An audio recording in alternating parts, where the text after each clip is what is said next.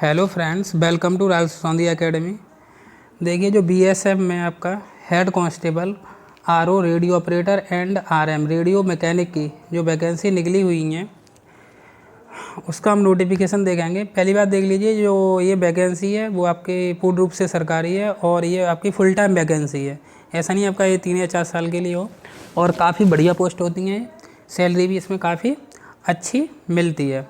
देखिए, पहली बात इसमें देखेंगे हम, इसका जो अभी आवेदन करना है वो आपका ऑफलाइन नहीं है, ऑनलाइन है। आपका केवल जो आवेदन है वो ऑनलाइन एप्लीकेशन के रूप में ही, यानी ऑनलाइन ही स्वीकार किया जाएगा। इसकी ऑफिशियल वेबसाइट पर जाकर आप इसका आवेदन कर सकते हैं। देखिए, इसमें जो हमारे इंपॉर्टेंट पॉइंट है हम केवल उन्हीं पॉइंटों पे देखेंगे जिससे हमारा सब कुछ क्लियर हो, तो वो हमने यहाँ पर हाईलाइट कर दिया है। तो देखिए, इसमें पे स्केल कितना रहेगा आपका, 25,500 से 81,100 तक 7th पे कमीशन के अकॉर्डिंग, काफ़ी बढ़िया पे स्केल है।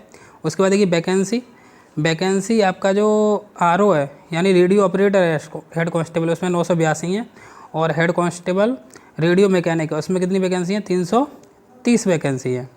अच्छा, उसके बाद देखेंगे रिक्रूटमेंट डेट्स, यानी कि जो आपका देखिए जो रिक्रूटमेंट डेट्स है उसमें आपका ये 3 फेज में इस भर्ती प्रक्रिया को कंप्लीट करेंगे। फर्स्ट फेज में आपका रिटन एग्जाम होगा, सेकंड फेज में आपका फिजिकल होगा, और जो थर्ड फेज है उसमें ये आपका मेडिकल लेंगे। तो देखिए, फर्स्ट फेज में आपका क्या रिटन टेस्ट होना है, वो भी किस पे होगा, आपका OMR बेस्ड, यानी OMR पे होगा। और इसकी डेट भी सबसे बड़ी बात है, इन्होंने डेट सबकी फिक्स कर दी है। 20 नवंबर 2022 यानी संडे को आपका इसका एग्ज़ाम है 9 से 11 बजे, यानी 9 से 11 तक। तो यानी 2 घंटे का एग्ज़ाम होगा। किसका है ये, हेड कांस्टेबल आरओ का। और 20 नवंबर को ही आपके संडे वाले दिन है 2 से 4 बजे तक ये आपका हेड कांस्टेबल रेडियो मैकेनिक यानी आरएम का एग्ज़ाम होगा, OMR बेस्ड है। अच्छा, उसके बाद देखिए सेकंड फेज में क्या होगा आपका, सेकंड फेज आपका 16 जनवरी 2023 को होगा ये। और सेकंड फेज में आपका मतलब वही PST PET डॉक्यूमेंट वेरिफिकेशन, और आपका ये फिजिकल लेंगे। फिजिकल में क्या होगा, रिटन टेस्ट में क्या होगा, वो नीचे डिटेल में दिया गया है। अच्छा, थर्ड फेज में क्या होगा आपका, मेडिकल होगा आपका, उसकी डेट भी इन्होंने दे दी है, वो क्या है आपका 15 फरवरी 2023 को होगा। अच्छा, फाइनल रिजल्ट देखिए, फाइनल रिजल्ट क्योंकि जब तीनों फेज आपके हो जाएंगे, यानी रिटेन और मेडिकल और फिजिकल, उसके बाद फाइनल रिजल्ट बन के तैयार होगा। तो फाइनल रिजल्ट है वो हेड कांस्टेबल आरओ और हेड कांस्टेबल आरएम उनका बनाएंगे आरओ के। उसमें क्या होगा आपका कि टोटल मार्क्स जो OMR सीट में है 200, और आपका एक इसमें टेस्ट और लेंगे डिक्टेशन टेस्ट, यानी जो OMR सीट पे जो पेपर होगा उसमें 100 क्वेश्चन आएंगे, प्रत्येक क्वेश्चन 2 नंबर का रहेगा, यानी टोटल 200 मार्क्स से वहाँ से होगा। एक डिक्टेशन टेस्ट होगा, डिक्टेशन टेस्ट क्या होता है ये भी आगे बताया जाएगा, वो आपका 50 नंबर का होगा। इस प्रकार आपका ये 250 मार्क्स का टेस्ट होगा, 200 OMR और 50 डिक्टेशन। अच्छा, SC जो RM है यानी हेड कांस्टेबल रेडियो मैकेनिक है, उसमें केवल आपके OMR सीट पर जो पेपर होगा उसी से काउंट होंगे। वो कितने का होगा आपका 200 मार्क्स, यानी उसमें केवल 100 क्वेश्चन आएंगे, प्रत्येक क्वेश्चन कितने का होगा 2 मार्क्स का होगा। चलिए, फिर एलिजिबिलिटी कंडीशन देखते हैं। हेड कांस्टेबल आरओ यानी रेडियो ऑपरेटर की एजुकेशन क्वालिफिकेशन क्या है आपकी। देखिए, इसमें जो आपका मैट्रिकुलेशन और equivalent from a recognised board, देखिए इसमें काफ़ी ज़्यादा बोला गया, लेकिन आपको बता दिया जाए कि इसमें जैसे हाई स्कूल और हाई स्कूल के बाद इन्होंने ITI किया है, वो आवेदन कर सकते हैं। और ITI में भी आपका क्या होगा, इसमें ये नहीं है कि ITI प्रत्येक ट्रेड से हो जाए, इसमें बोला गया है कि 2 years industrial training ITI certificate in radio and television में होना चाहिए, और इलेक्ट्रॉनिक्स में हो, और computer operator and programming assistant में हो, और data preparation and computer software में हो, या जनरल इलेक्ट्रॉनिक्स में हो, और data entry operator from a recognised institute में हो। अथवा अगर आपने हाई स्कूल के बाद ITI नहीं किया तो आपका इंटर हो, अथवा में आपके पास हाई स्कूल या ITI नहीं है तो कोई दिक्कत नहीं, आप इंटर से फॉर्म भर सकते हैं। लेकिन इंटर में आपका दिया है कि पास इन इंटरमीडिएट और 12th स्टैंडर्ड, आपने इंटर किया हो, लेकिन किसके साथ में, फिजिक्स केमिस्ट्री मैथमेटिक्स के साथ में। और उसमें आपका जो PCM है यानी फिजिक्स केमिस्ट्री मैथ है, वो किससे की 60% मार्क्स इन PCM सब्जेक्ट, यानी जो फिजिक्स केमिस्ट्री मैथ है आपके उसमें 60% मार्क्स होने चाहिए।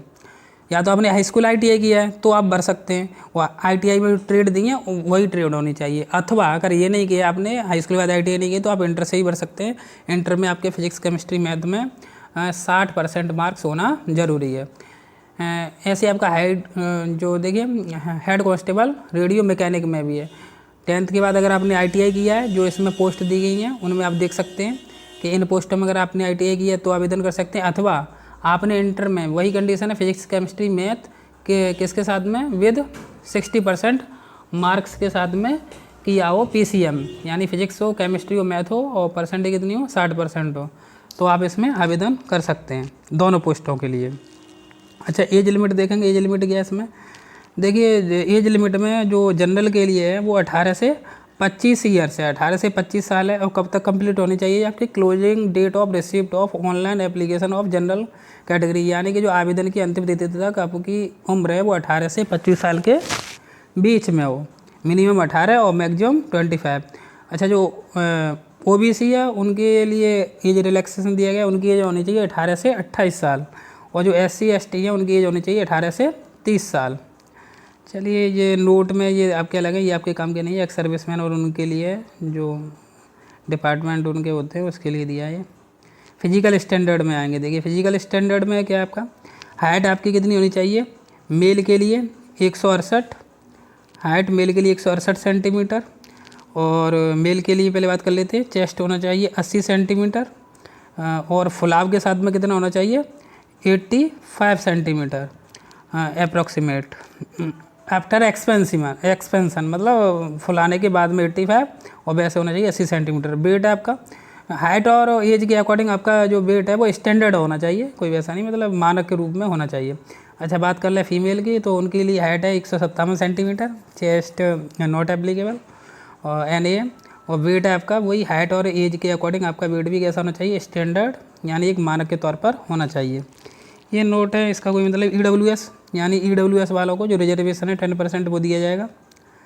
अच्छा उसके बाद देखते हैं और काम की क्या बात है आपकी, मेथड ऑफ सिलेक्शन टेस्ट, यानी अब वो टेस्ट कैसे लिया जाएगा उसमें देखिए फर्स्ट फेज में तो आपका रिटन एग्जामिनेशन होना है, OMR बेस्ड जो होना है, उसमें देखिए आपका जो the MCQ type written examination 2 घंटे का आपका MCQ पेपर होगा।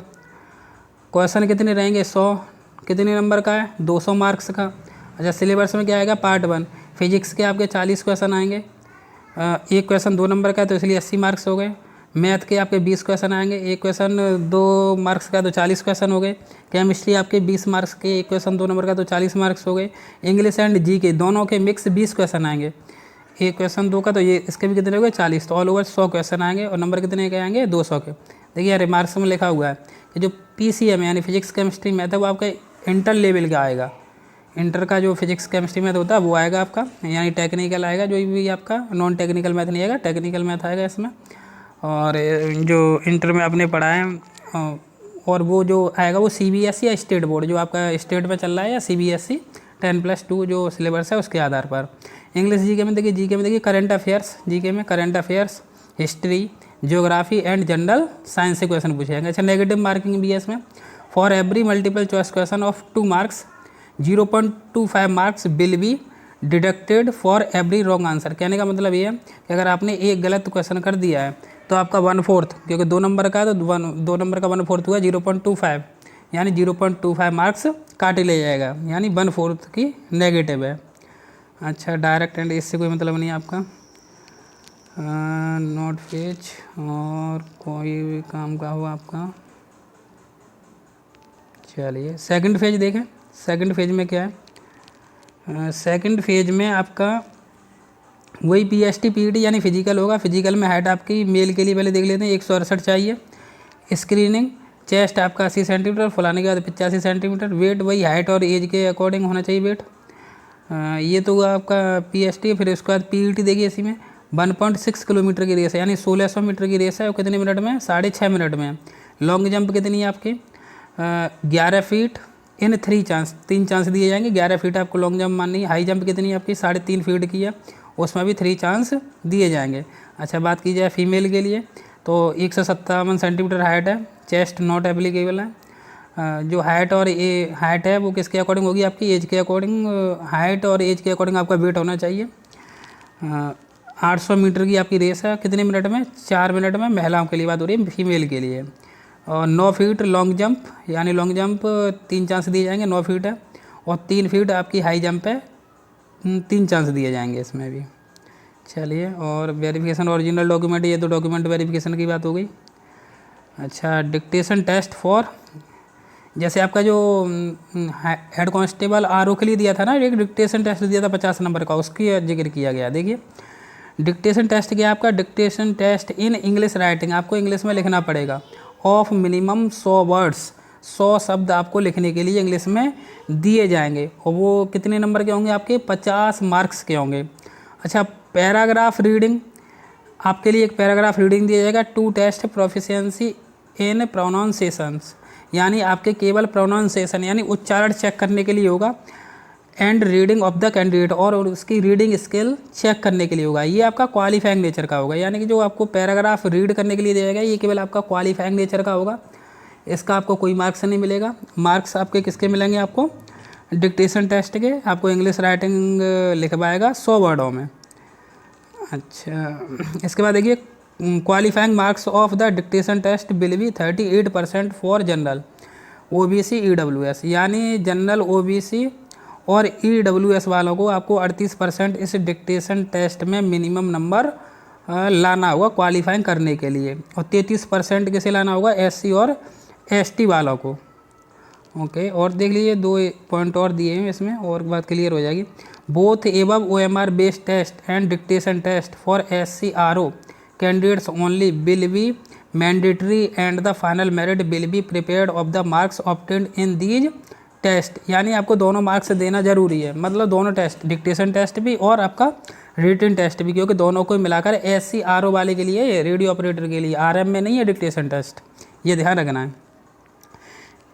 Evaluation marking system of dictation test is as under, यानी जो डिक्टेशन टेस्ट होगा उसमें भी थोड़ा इन्होंने जैसे नेगेटिव दिया था ना ओएमआर में, ऐसे यहाँ पे नेगेटिव जैसा कर दिया है। देखिए 0.5 marks will be deducted for each omission mistake of single letter, अगर आपने एक लेटर में मिस्टेक की है तो आपका 0.5 मार्क्स काट लिया जाएगा।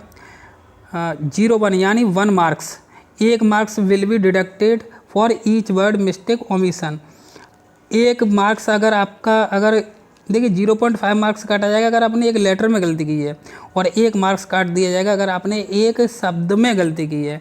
अक्षर होते हैं, लेटर होते हैं, लेटर से मिलकर एक वर्ड बनता है, तो अगर एक लेटर में मिस्टेक है तो 0.5 मार्क्स कटेगा आपका, और अगर आपने एक शब्द में गलती की है तो आपका क्या होगा, 1 मार्क्स काट लिया जाएगा। डिक्टेशन टेस्ट की बात हो रही है जिसमें आपको इंग्लिश राइटिंग करवाई जाएगी 100 शब्दों की, उसकी बात हो रही है। चलिए अच्छा, थर्ड फेज में देखें, ये केवल आरओ के लिए है dictation test. Third phase detailed medical examination, फिर उसके बाद में आपका मेडिकल एग्जामिनेशन होगा। मेडिकल एग्जामिनेशन में वही होता है आपका जो भी है, आई चेक होंगी, आई साइड है, ये है वो, टैटू फैटू नहीं होना चाहिए आपका, वो अच्छी थी है, वो इतनी इंपॉर्टेंट नहीं है। अच्छा, हाउ टू अप्लाई, अप्लाई कैसे करना है आपको, 20 अगस्त से आपकी शुरुआत है, और आपका लास्ट डेट कब तक है इसकी, 19 सितंबर तक है। Mode of payment examination fees क्या है आपका, देखिए यानी कि फ़ीस कितनी कटेगी, तो ये जो आपकी जनरल यूआर ईडब्ल्यूएस ओबीसी के लिए है, हेड कांस्टेबल आरओ और head constable RM will have to pay examination fees ₹100 only, यानी एक पोस्ट जो ₹100 कटेगी।